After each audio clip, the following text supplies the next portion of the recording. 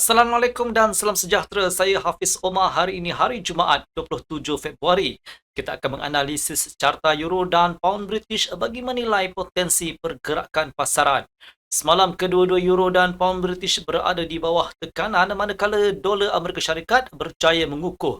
Permintaan terhadap dolar disokong oleh data tuntutan awal pengangguran yang memberangsangkan yang meningkat hanya kepada 212,000, lebih rendah daripada jangkaan 215,000. Angka ini terus mengukuhkan pandangan bahawa pemotongan kadar faedah oleh Reserve Persekutuan pada penghujung tahun lalu telah membantu menstabilkan pasaran buruh. Pada hari Khamis, pasaran turut memberi tumpuan kepada isu berterusan berkaitan tarif perdagangan Donald Trump, khususnya terhadap China. Kerajaan China menyuarakan ketidakpuasan hati terhadap ancaman tarif terbaru manakala pentadbiran Trump mengumumkan rancangan untuk memulakan siasatan susulan keputusan Mahkamah Agung yang membatalkan sebahagian tarif terdahulu. Sebagai peringatan, Trump telah pun mengenakan tarif global sebanyak 10% dan merancang untuk menaikkannya kepada 15%. Sekiranya ini berlaku, China berkemungkinan bertindak balas dengan menghadkan ekspor mineral nadi bumi sekaligus menambahkan lagi ketidaktentuan pasaran. Walaupun begitu, buat masa ini pasaran masih berada dalam keadaan seimbang. Namun ketidaktentuan mengenai langkah seterusnya daripada Trump terus membayangi sentimen. Beralih kepada makroekonomi hari ini. Hari ini jadualnya agak padat dengan beberapa laporan penting, antaranya ialah data pertumbuhan KDNK Perancis bagi suku keempat, data inflasi dari Perancis dan Jerman serta angka pengangguran Jerman. Inflasi Jerman dijangka mencatat 0.2% secara bulanan dan 2% secara tahunan, selari dengan sasaran Bank Pusat Eropah. Jumlah pengangguran di Jerman diramalkan meningkat sebanyak 3,000 pada Januari, manakala kadar pengangguran dijangka kekal pada 6.3%, tidak berubah daripada Disember 2025. Kemudian, tumpuan akan beralih kepada data harga pengeluar Amerika Syarikat bagi Januari. Tekanan inflasi telah kelihatan sejak Oktober dengan indeks harga pengeluar meningkat 0.1% pada Oktober, 0.2% pada November dan 0.5% pada Disember. Bacaan Januari dijangka menunjukkan kenaikan 0.3%, manakala indeks tahunan diramalkan pada 2.6% menurun daripada 3% pada Disember. Harga pengeluar teras pula dijangka susut kepada 3% secara tahunan. Sekiranya data menunjukkan inflasi yang lebih rendah daripada jangkaan, dolar boleh tertekan kerana ia akan meningkatkan kebarangkalian pemotongan kadar faedah lebih awal seperti yang diharapkan oleh Fed. Dari sudut analisis teknikal, carta euro US dollar pada rangka masa 1 jam menunjukkan bahawa penjualan boleh dipertimbangkan pada paras 1.1828 iaitu sempadan atas julat mendata semasa.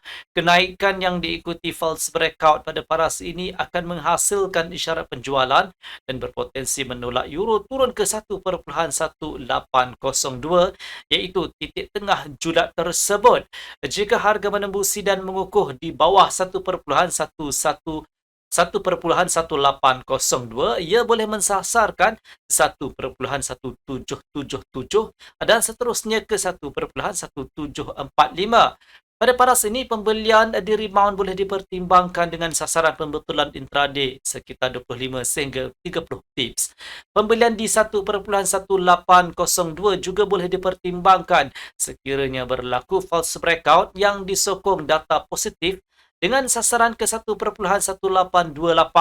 Jika harga menembusi di atas 1.1828, momentum kenaikan yang kuat boleh membawa euro ke 1.1857 dan mungkin ke 1.1883. Pada paras tersebut, penjualan di rebound wajar dipertimbangkan dengan sasaran 20 sehingga 25 tips. Penjualan di 1.1857 dan 1.1828 hanya sesuai selepas berlakunya false breakout. Bagi pound British, pembelian boleh dipertimbangkan di paras 1.3463. Memandangkan kalender ekonomi United Kingdom hari ini agak ringan, pedagang akan memberi perhatian kepada ucapan Ketua Ahli Ekonomi Bank of England, Hugh Phil. Jika beliau memberi bayangan bahawa pemotongan kadar mungkin berlaku lebih awal daripada jangkaan, pound boleh menghadapi tekanan tambahan.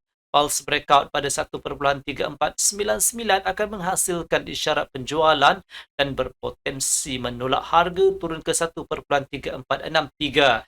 Jika nada ucapan lebih lembut, penembusan di bawah paras ini boleh membuka laluan sehingga ke 1.3432 dan seterusnya ke sekitar 1.3409 yang merupakan paras terendah sebulan.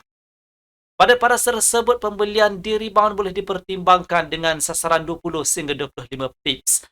Namun memandangkan hari ini merupakan hari dagangan terakhir bagi Februari, penurunan ke paras terendah baharu kelihatan kurang berkemungkinan dan harga dijangka kekal bergerak dalam julan. Pembelian di 1.3463 dan 1.3432 hanya sesuai sekiranya berlaku false breakout. Sebaliknya, jika harga meningkat melepasi 1.3499 dalam keadaan tekanan penjualan yang lemah, sterling boleh naik ke 1.3524 dan mungkin ke 1.3551.